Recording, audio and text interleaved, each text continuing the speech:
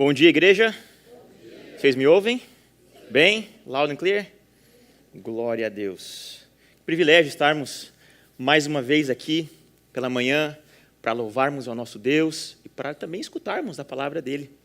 E seguindo, sem mais delongas, eu queria ler com vocês o versículo base dessa exposição de manhã, Filipenses capítulo 1, versículo 21. Então abra comigo a sua Bíblia no livro de Filipenses, capítulo 1, versículo 21. E eu vou pedir para você manter a sua Bíblia aberta, porque nós iremos ler uma parte importante do capítulo 1, e eu gostaria que você me acompanhasse aí para nós estarmos juntos. Amém?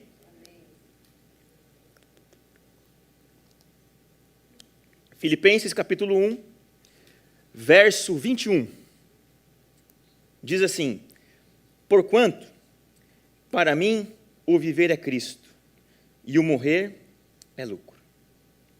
De novo, porquanto, para mim, o viver é Cristo, e o morrer é lucro. Eu gostaria de orar mais uma vez. Senhor, estamos nós diante da sua palavra, da sua santa palavra. Que o Senhor fale aos nossos corações. Em nome de Jesus, Deus, que o teu Espírito possa ministrar a sua igreja, Senhor. Que eu não seja impedimento, mas que a sua palavra flua livremente em nós, Deus. Que o teu nome seja glorificado. Em nome de Jesus oramos e agradecemos. Amém. Amém, meus irmãos. Amém. Então, como nós podemos ver aqui, semana passada nós começamos uma exposição no livro de Filipenses. E o tema dessa exposição, dessa leitura que nós vamos fazer do livro de Filipenses é: para mim, viver é Cristo e o morrer é lucro. E esse tema, baseado em cima desse versículo, parece um versículo muito forte, um versículo muito profundo, muito belo. Para mim, viver é Cristo. É até poético, é muito bonito, muito belo, muito profundo. Mas o que isso de fato quer dizer para nós? O que de fato Paulo quer falar, quer mostrar, quer ensinar, quer testemunhar à igreja quando ele diz que o viver para ele é Cristo e o morrer é lucro? Será que esse verso deveria ter algum significado para nós hoje? Será que dizer que o viver para nós é Cristo deveria nos significar alguma coisa? É interessante pensar como é o cristianismo. O que é o cristianismo? E como esse versículo se aplica ao cristianismo.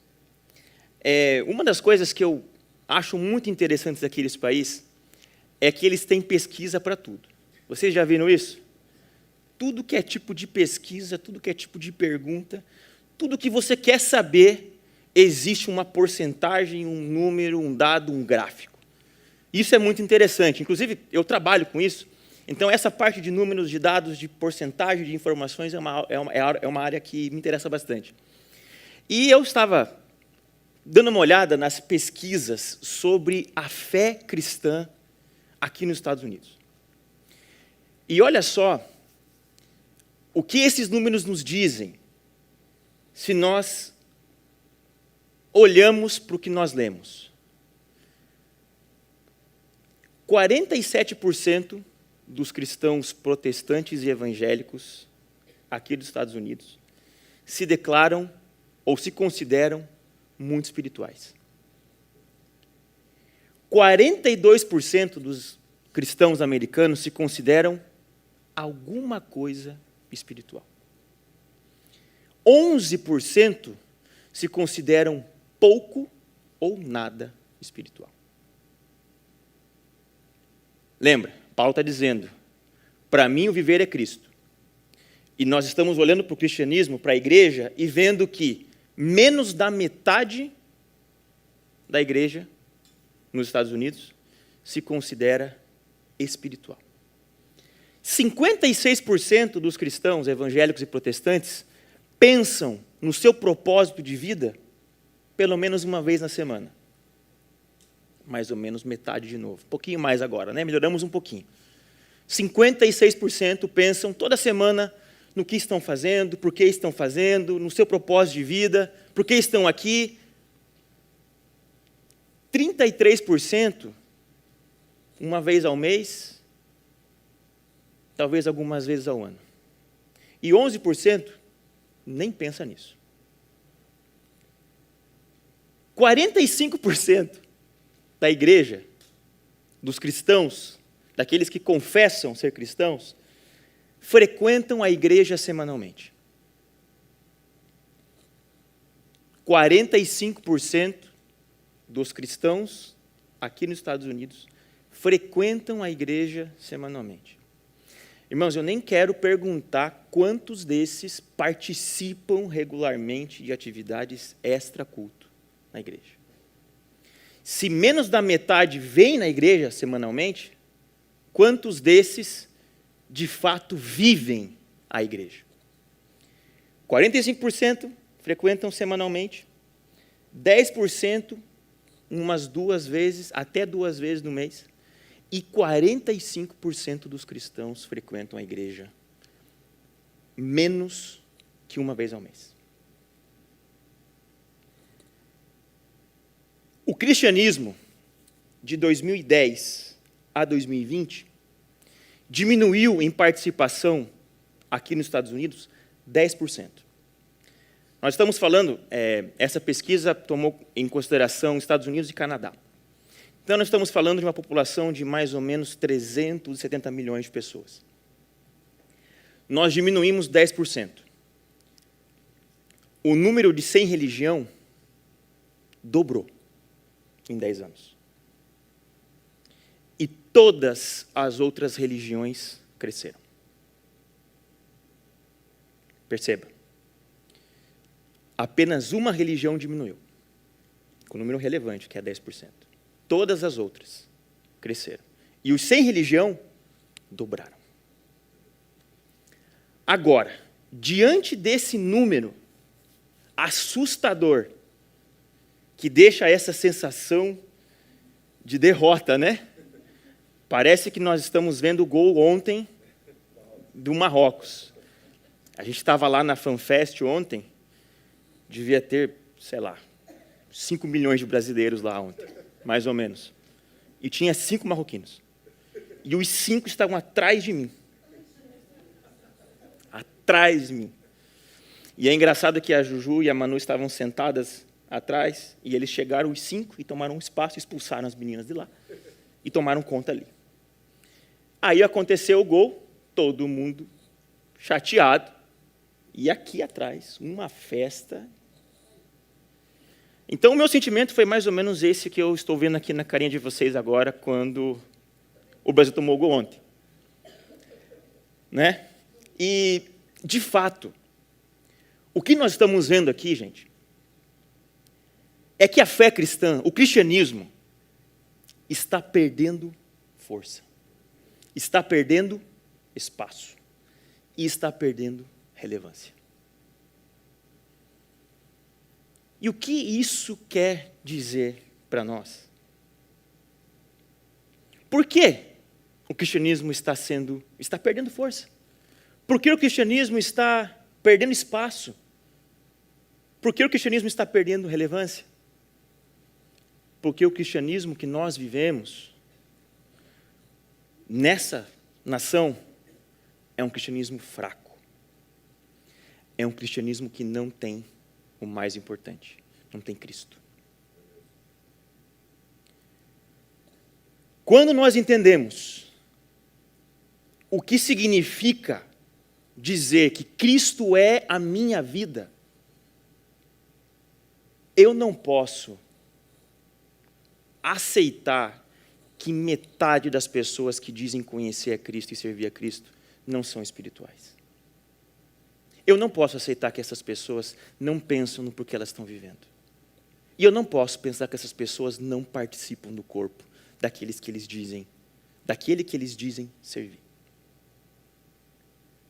Agora, vamos voltar um pouquinho. Nós estamos aqui em Filipenses. Carta que o apóstolo Paulo escreveu para nós há um tempinho já. E, para a gente entender mais ou menos o que está acontecendo, eu gostaria de dar de novo mais uma comentada sobre a história do apóstolo Paulo. O apóstolo Paulo, quando escreve essa carta para os filipenses, tinha passado por algumas coisas já. Ele havia se convertido, vocês lembram, o apóstolo Paulo era aquele que perseguia a igreja de Cristo. O apóstolo Paulo, ele assinava embaixo, ele liderava a perseguição contra a igreja. E, de forma miraculosa, o Senhor Jesus aparece para ele quando ele está em Damasco. Conhecemos a história. Jesus fala para ele, olha, Paulo, vai ser diferente daqui para frente agora, meu amigo. Você me perseguiu, e agora você vai ser perseguido. E é nós.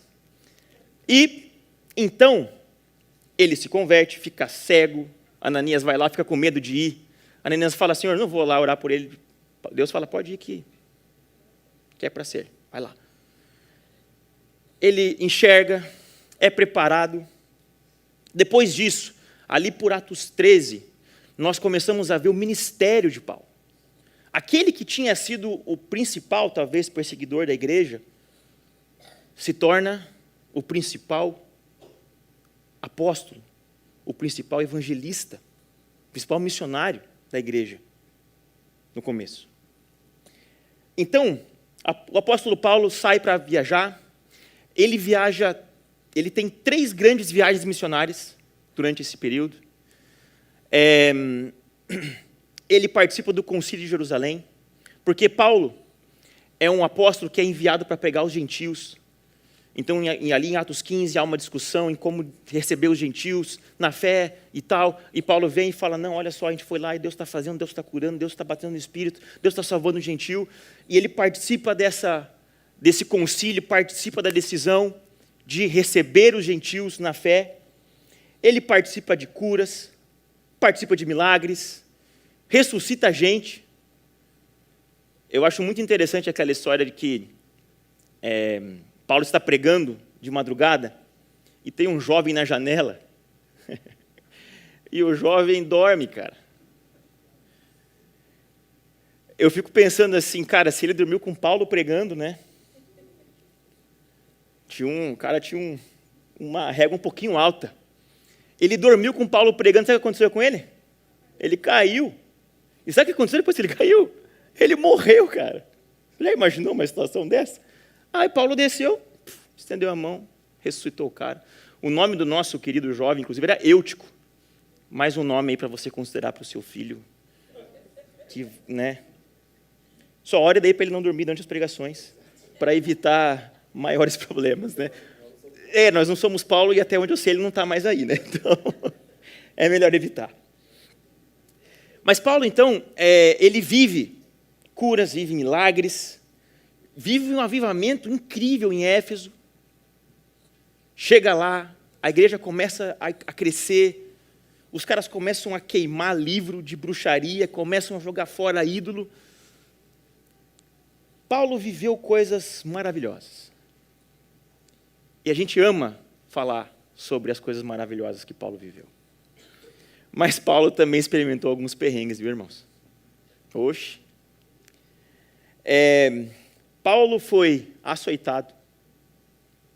Inclusive em Filipos. Vocês lembram da história que o Léo comentou semana passada? Ele chegou em Filipos, achou umas irmãs ali orando no rio. Ele prega essas irmãs, a conversão, a igreja começa. Ele expulsa o demônio de uma cartomante e é preso por causa disso, apanha por causa disso.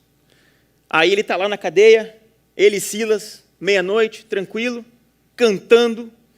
O Senhor manda um terremoto, abre as cadeias, o cara sai da cadeia pregando e salvando o carcereiro, salvando a família inteira dele.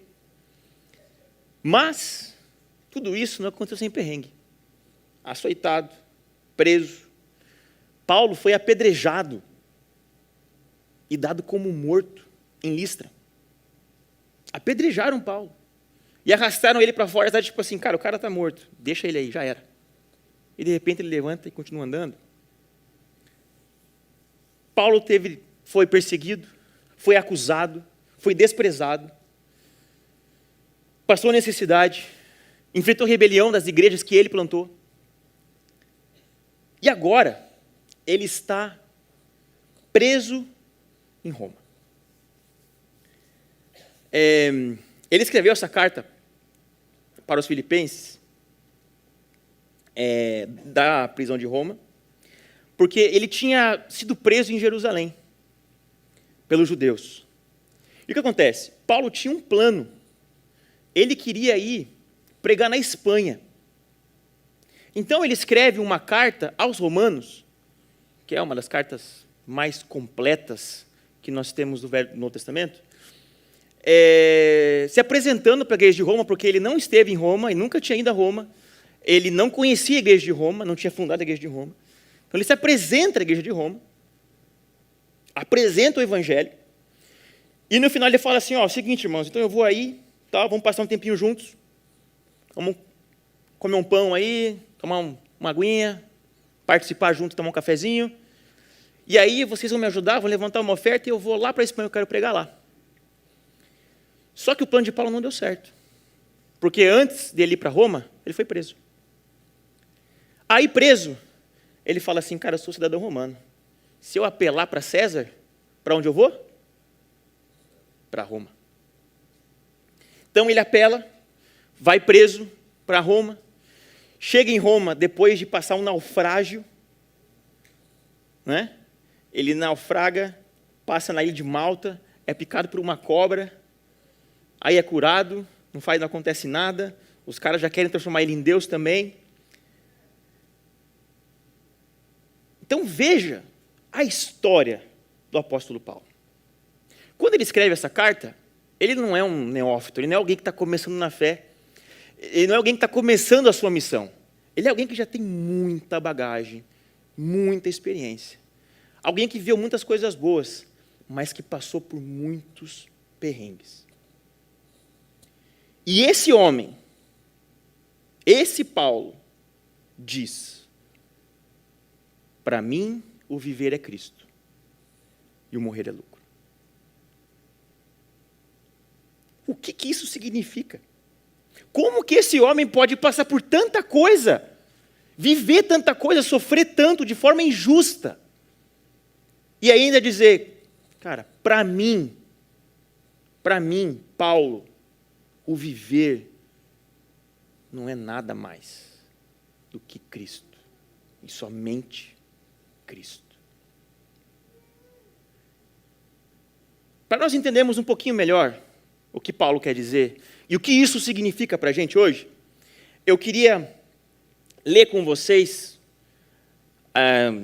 Filipenses 1, do verso 12 até o verso 30.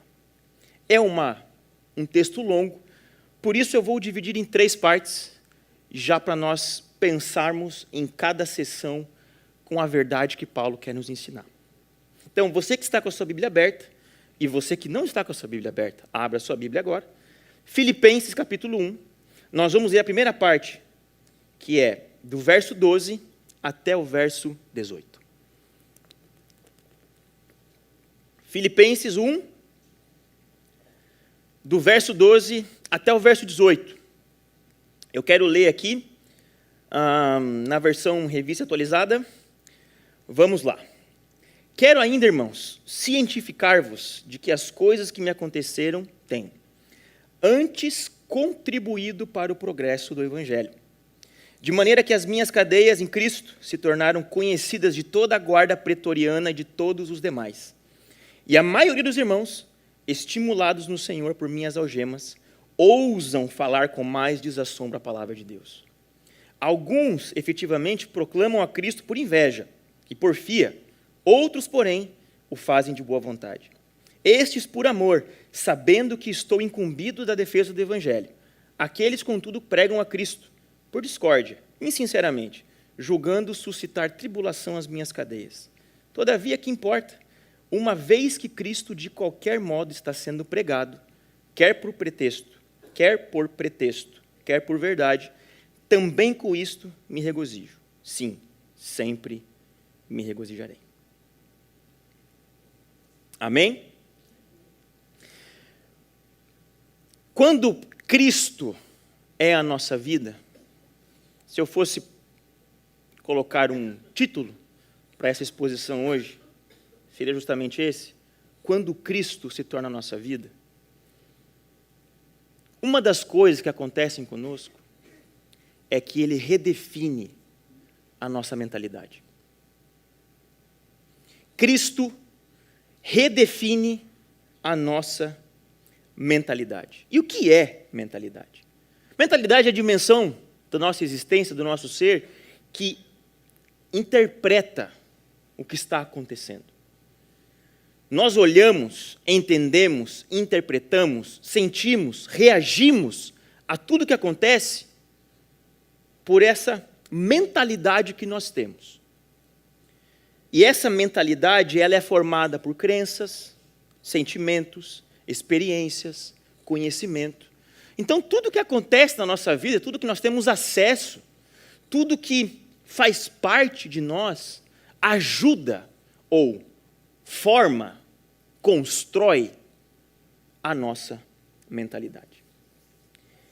E é esse ponto que Cristo quer redefinir na nossa vida. Mentalidade é um conceito que está muito forte hoje. Se você abrir o seu Insta, se você abrir o seu YouTube, qualquer coisa, uma das primeiras palavras que você vai encontrar é o mindset. Certo? Mindset é uma palavra do momento. É uma palavra que está na mente das pessoas. Agora, qual é o mindset que nós estamos acostumados a ouvir? Qual é o mindset que nós temos acesso? Qual é o mindset que nós escutamos? Qual é o mindset que está diante de nós todos os dias? Meu irmão, se você quer aprender a ficar rico, alguém vai te ensinar a ter um mindset de rico. Se você quer ter sucesso, alguém vai te ensinar a ter um mindset de sucesso. Não é necessário nenhum esforço da nossa parte para termos acesso a milhares de conteúdos sobre mindset. Nós podemos achar curso, palestra, reels, recortes, vídeos no YouTube, eventos presenciais, online, remoto, até daqui a pouco tem outro planeta, nós já vamos ter acesso também a isso daí.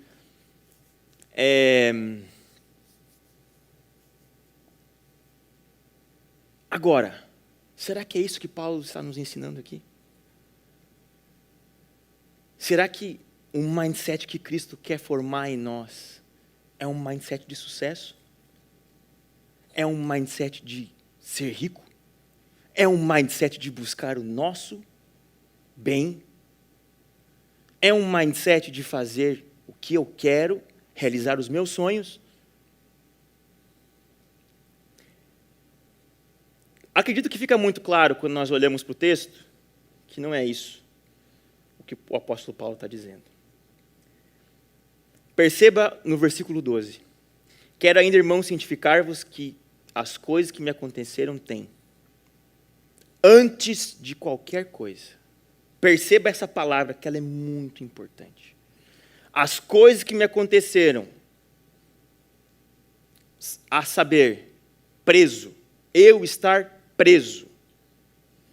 Eu estar preso, antes de tudo, contribui para o avanço do Evangelho. Cara,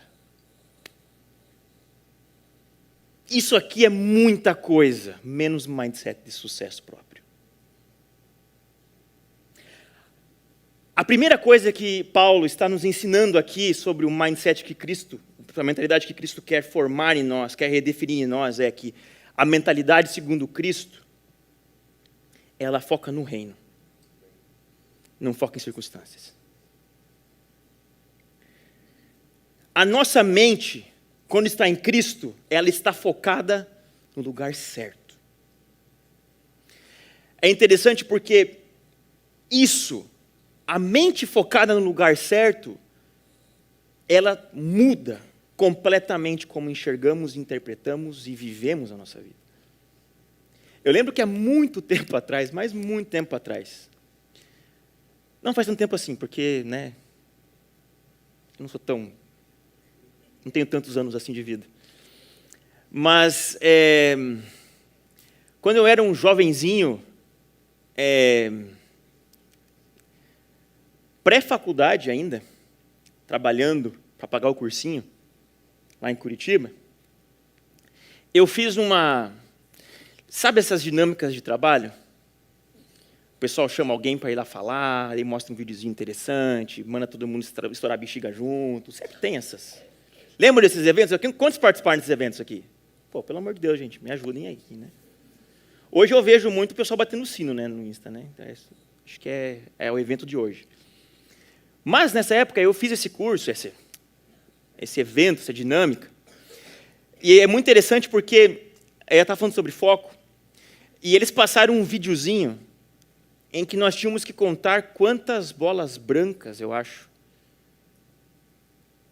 contar quantas bolas brancas, ou alguma coisa aleatória. Conte quantas coisas, sei lá, acontecem no vídeo. Então, diante dessa direção, o que você foca? Ali nesse evento. Cara, eu tenho que contar com bolas brancas, vou olhar aqui quantas tem. E eles soltam o vídeo e tal, o vídeo deve ter, sei lá, 1 minuto, 30 segundos, não sei. E aí eles falam assim, quando você viu aqui e tal, não sei o quê. Aí falaram assim, vocês viram que tinha um gorila no meio do vídeo? Eu falei, claro que não, que loucura. Tinha um gorila, mas como vai ter um gorila no meio do vídeo? Não, tem um gorila sim, volta o vídeo lá.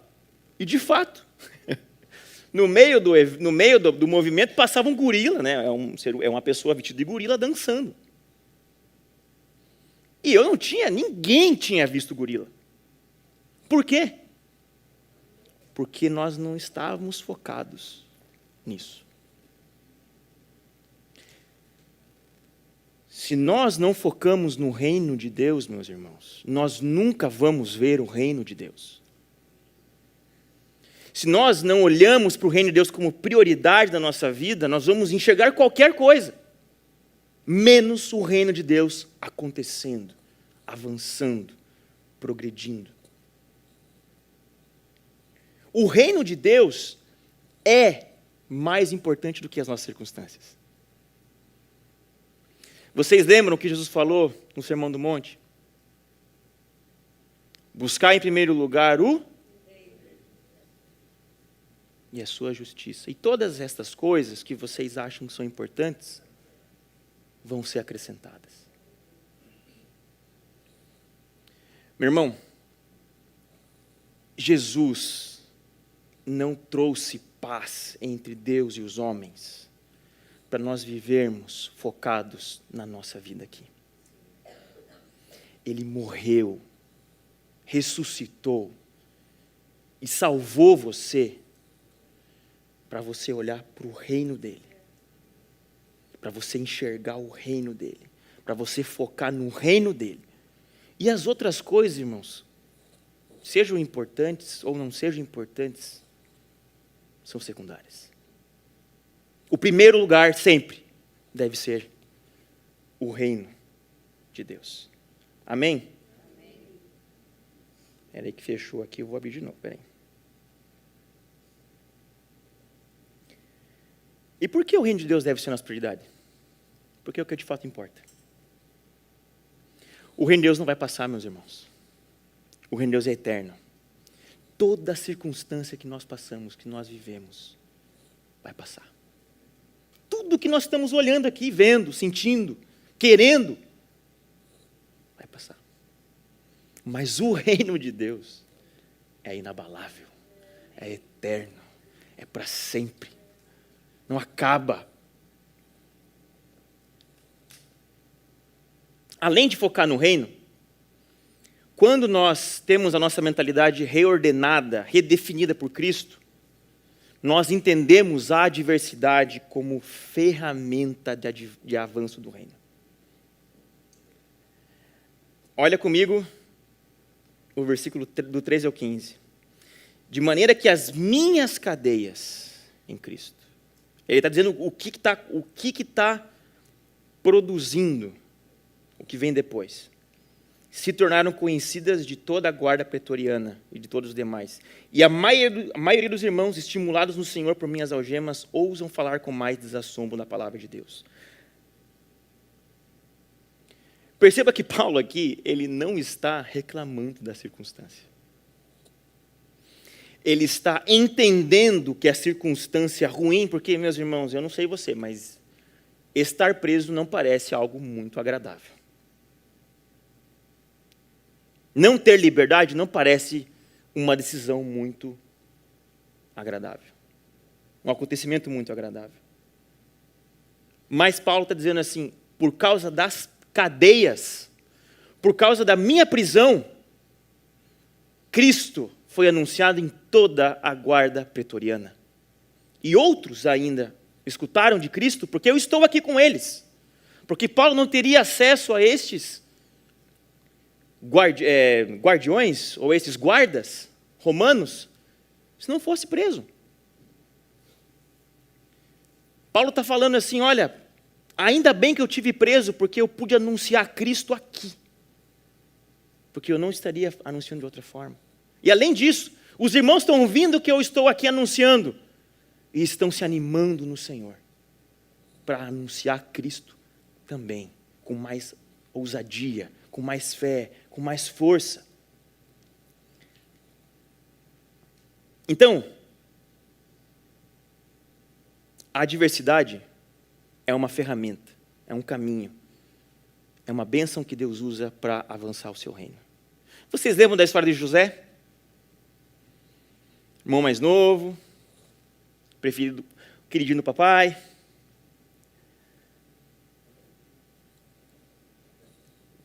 Isso, roupa diferente. Foi vendido como escravo, porque queriam matar ele. Queriam matar José. Aí falaram, não precisa matar, só vende ele, mais fácil. A gente não tem tanta culpa assim daí. Venderam José. Ele foi ser servo na casa de Potifar. Aí José era um cara abençoado por Deus, ele dá certo lá. E aí a esposa de Potifar arranja lá uma situação com José. José é preso. Aí na prisão, José revela o sonho, liberta um, morre o outro, passa um tempo, Faraó tem um sonho, e José é o cara que Deus usa para salvar uma nação.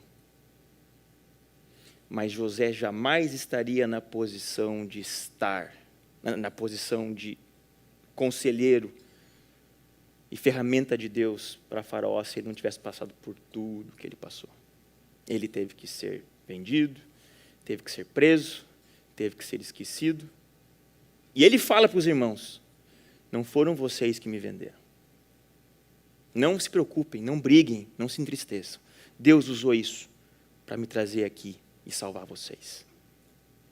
Quando nós entendemos, quando nós temos a nossa mentalidade redefinida por Cristo, nós entendemos que a adversidade é uma ferramenta. Mas, irmãos, veja só. O desafio aqui é entender isso durante a adversidade.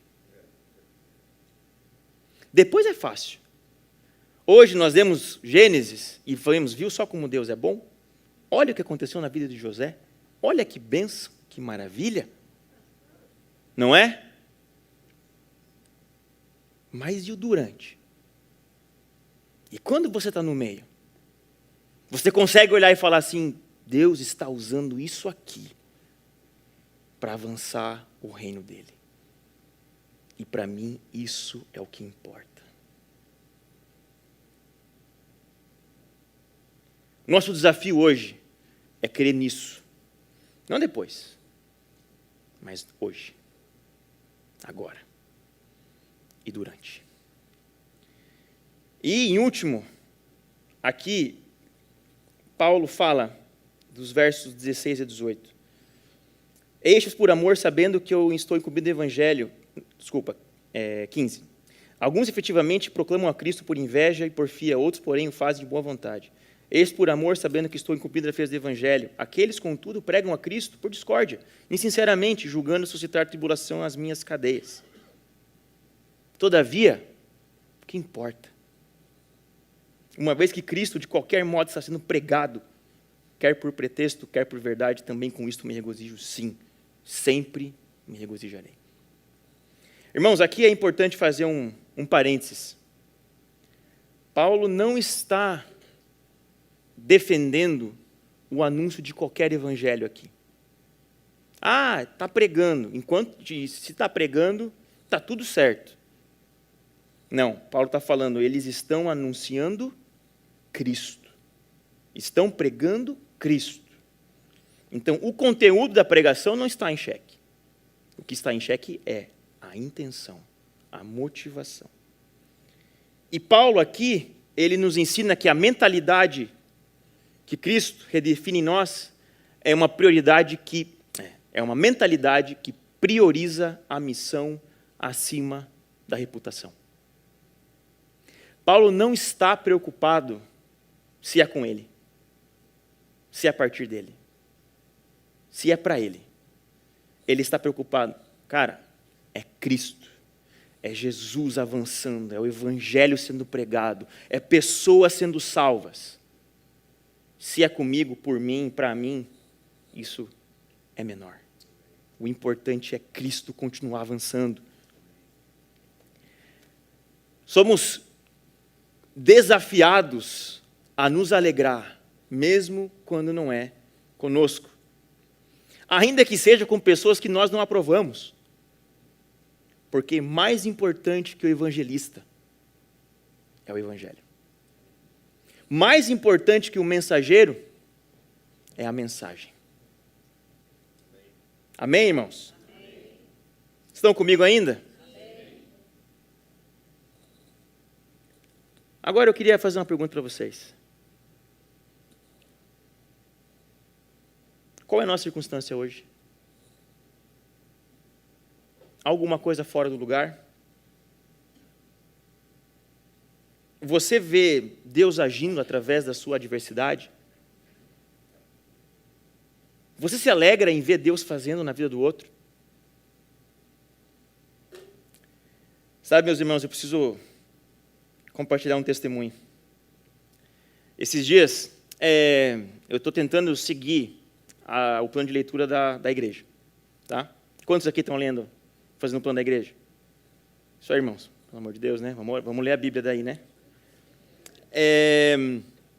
Eu confesso que estou um pouquinho atrasado, estou uns dias atrasado, mas vamos chegar lá, nós vamos terminar 31 de dezembro, 100%. E eu estava lendo Juízes, lá no comecinho, e Juízes é um livro bastante interessante, né?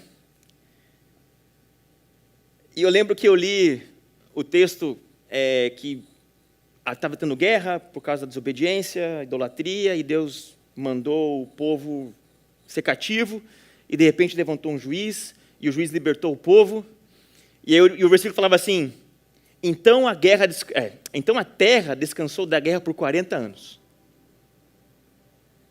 Irmãos, eu confesso que nesse momento eu orei, ó Senhor, não precisa nem ser 40 anos.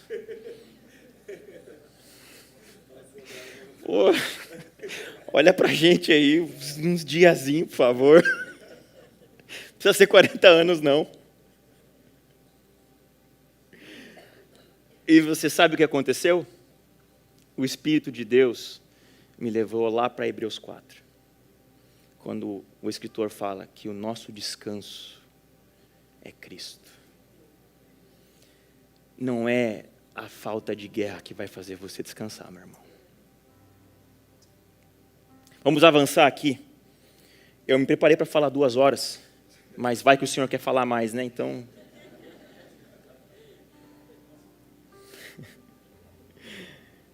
Continuando com Filipenses, versículo 19 a 26 agora.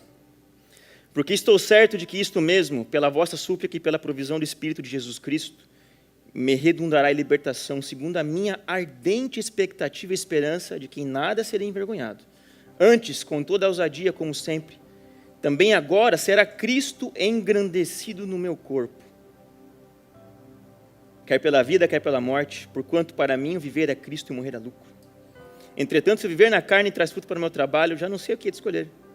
Ora, de um lado, estou constrangido, tendo desejo de partir e estar com Cristo, o que é incomparavelmente melhor. Mas por vossa causa é mais necessário permanecer na carne. E convencido disto, estou certo de que ficarei e permanecerei com todos vós, para o vosso progresso e gozo da fé, a fim de que aumente quanto a mim um motivo de vos gloriardes em Cristo Jesus, pela minha presença de novo convosco. A segunda redefinição que Cristo quer fazer na nossa vida é redefinir o nosso coração. Irmãos, o coração é um tema central nas Escrituras. A palavra coração, quando aparece nas Escrituras, não necessariamente, em grande maioria das vezes, não está falando do nosso coração físico aqui. Está falando de quem nós somos. Está falando do que amamos. Está falando das nossas afeições, das nossas intenções. E essa palavra aparece nas Escrituras mais de 850 vezes. Com esse sentido. E o coração também é um outro tema, uma outra palavra que nós ouvimos bastante hoje. Mas o conselho que nós ouvimos é: siga o seu coração. Se você tem paz no seu coração, faça. Se você quer, se te faz bem, ninguém tem nada a ver com isso. Mas, quando olhamos para as Escrituras, meus irmãos, nós vemos que talvez o coração não deva ser seguido tanto assim. O próprio Jesus falou que, quando estava discutindo com os fariseus sobre contaminar-se, sobre pureza, os fariseus preocupados em não lavar as mãos, Jesus fala: meus amigos, não é o que você come que te contamina, é o que sai do teu coração. É o homicídio, é o adultério, é o pecado que sai, que vem por causa do teu coração caído. É isso que te contamina. Gênesis 6, antes do dilúvio, o Senhor olha para a humanidade, para a criação e fala: eu vejo a maldade do homem, e eu vejo que é continuamente mal o desígnio do seu coração. Jeremias escreve, fala: enganoso é o coração, desesperadamente corrupto.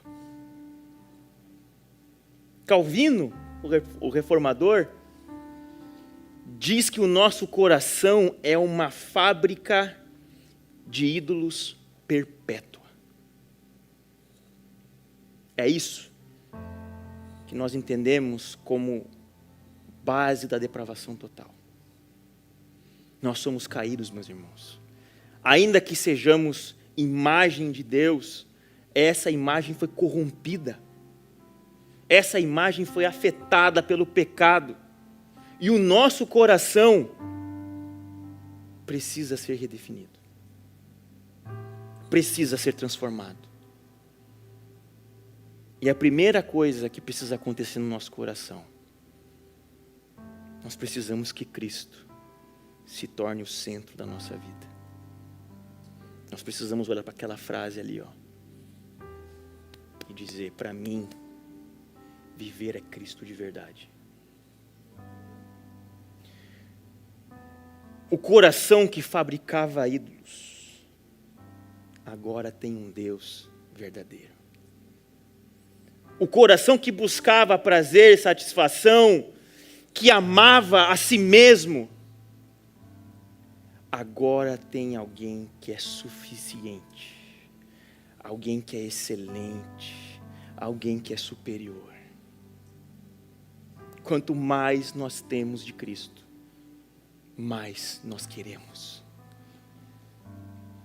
Ele ser a nossa vida, meus irmãos, não é um fardo, é um privilégio. Paulo também nos ensina que ele não está preocupado com a sua circunstância, com o desfecho do que acontecer com ele para exaltar a Cristo. Ele fala, seja na vida, seja na morte, que Cristo seja exaltado. Aleluia.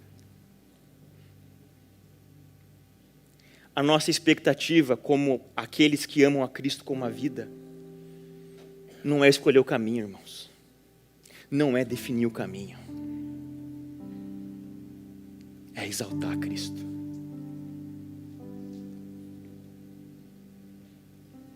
Quando temos Cristo como nosso centro, nós estamos dispostos a abrir a mão do conforto, a nossa vontade e até da nossa vida. E o coração, que é definido por Cristo, não para aí. Paulo vai dizer que ele queria ir com Cristo, porque estar com Cristo era excelente, mas ele entendia que era mais importante ficar. Sabe por quê? Porque ele queria ver o progresso da fé dos irmãos. Cara, não basta o homem constranger a gente de falar que Cristo é a vida dele. Ele fala que ele adia o maior desejo dele para ver os outros avançando. Irmãos, quando o nosso coração é redefinido, nós amamos os irmãos e buscamos a sua edificação. Nós renunciamos e adiamos o nosso interesse para edificar o corpo. E isso não é um fardo, de novo. É motivo de alegria. É interessante que Paulo não fala que ele foi obrigado. Ele não fala que Deus mandou ele ficar. Ele fala, eu estou convencido. Isso é um coração redefinido, meus irmãos. Isso é um coração que ama Cristo. Última parte do texto, versículo 27 a 30. Vivei acima de tudo, por modo digno do Evangelho de Cristo. Para que, indo ver-vos, eu, estando ausente, ouça no tocante a vós outros que estáis firmes em um só espírito, como uma só alma, lutando juntos pela fé evangélica. E que em nada estáis intimidados pelos adversários. Pois o que é para eles prova evidente de perdição, é para vós outros de salvação, isto da parte de Deus. Porque vos foi concedida a graça de padecerdes por Cristo, e não somente creres nele, pois tendes o mesmo combate que vistes em mim, e ainda agora ouvis que é o meu. A última redefinição que Paulo nos ensina aqui é que Cristo redefine o nosso caminho. É interessante porque a gente, de novo, olhando para a nossa sociedade, para a atualidade,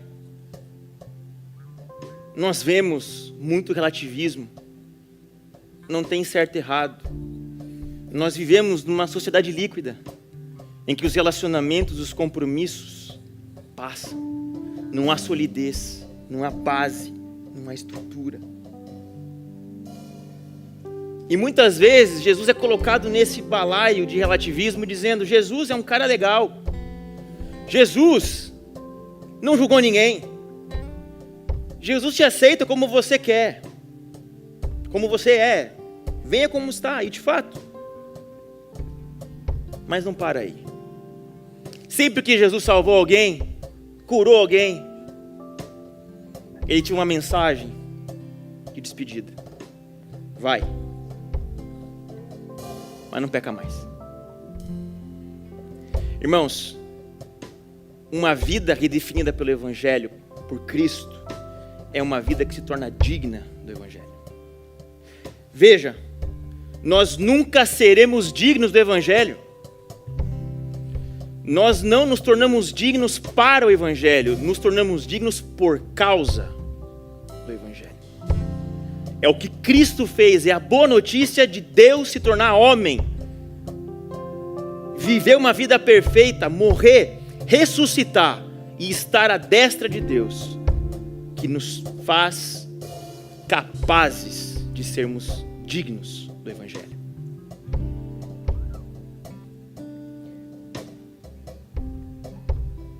Esse caminho que nós temos agora é uma vida digna de Evangelho e também uma vida de unidade. O caminho, meus irmãos, não é solitário. Paulo fala sobre lutar juntos pela fé. Nós não precisamos lutar sozinhos, irmãos. Olha quanta gente tem aqui. Cada um de nós está lutando. Uma luta, uma batalha. Mas nós não estamos aqui para lutar sozinhos. Deus deu uma igreja. Deus deu um povo. Deus deu amigos, irmãos, para lutarmos juntos. Para vivermos juntos. Para andarmos nesse caminho juntos. E em último lugar, o caminho redefinido por Cristo é um caminho de sofrimento.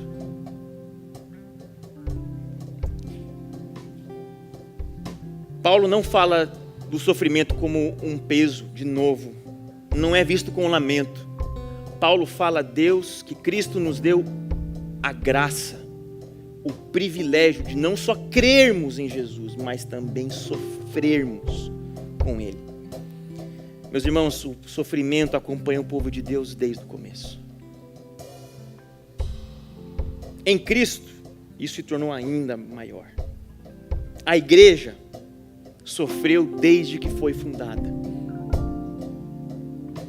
Tertuliano vai dizer, inclusive, nos escritores do 1º e 2º século, ele fala assim que a semente da igreja é o sangue dos mártires. Hoje nós não vivemos esse tipo de perseguição aqui, mas muitos irmãos vivem por aí. E que nós estejamos prontos e entendamos que, se e quando acontecer conosco, que isso é um privilégio que Deus nos deu.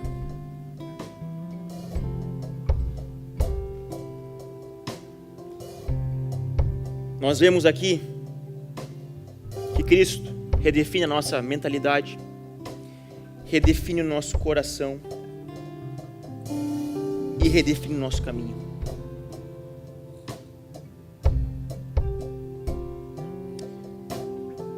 E meus irmãos, eu até comentei com a minha esposa, eu apanhei um bocado quando eu estava escrevendo isso aqui. Porque a gente percebe que a gente está muito longe. Como está o nosso coração hoje? Como o nosso coração olha para Cristo? Quem é a nossa vida? O que é que não pode faltar em nós? O que é que quando falta nos faz pecar? O que é que quando falta nos deixa mal-humorados, amargos, tristes, desanimados? Possivelmente essa resposta vai dizer o que é o seu tesouro, vai dizer o que está no seu coração. E o chamado de Cristo hoje para nós é: deixa Ele ser o centro da sua vida. Como está a minha mente? O que tem ocupado a minha cabeça? O que me tira a paz? Do que eu não consigo desligar? Meu irmão, será que não está na hora de a gente olhar para o reino de Deus? E ver tudo que Deus está fazendo com a gente? Tudo que Deus está fazendo na nossa vida? Será que não é hora de olhar para o privilégio que nós temos de sermos chamados filhos de Deus? De sermos conhecidos por Deus? de participar do reino de Deus, do que Ele está fazendo.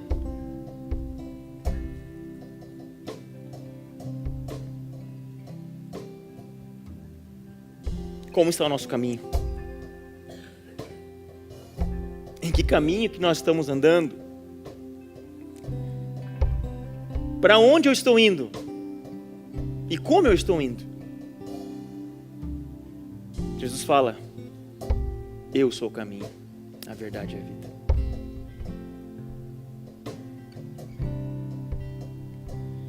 Você sabe o que o Senhor quer de você hoje? Depois de ouvir e aprender com Paulo sobre o que é ter Cristo como nossa vida, Deus não espera a perfeição de nós, meus irmãos.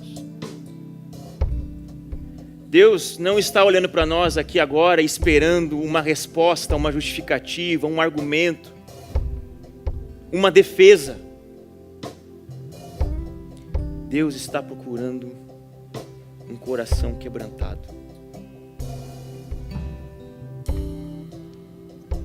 Porque esse coração quebrantado Ele não despreza. Então o que nós temos que fazer, meus irmãos? Um compromisso de ser um cristão que ama a Cristo e que tem Cristo como o centro da vida. Conhecer a Cristo, andar com Ele e andar com aqueles que também estão no mesmo caminho. Vamos ficar de pé.